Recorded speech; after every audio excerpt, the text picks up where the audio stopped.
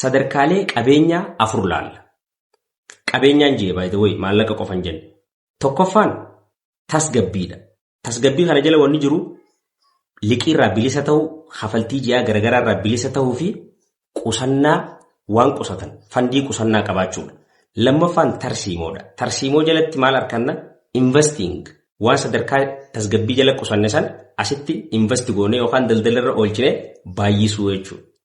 Itti aansuudhaan maallaqni akkasii hojjetu godhuudha. Sadarkaa sadaffaatti wabiidha.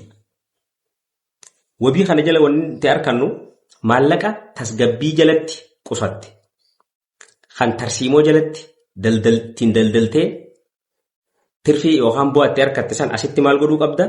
Gaaddisa isaatti taa'uu enjoy itti godhuu, waan bareedduu nyaachuu, akkasuma addunyaarra hara deemuu feetu deemuu danda'u. Afuraffaarratti bilisummaadha.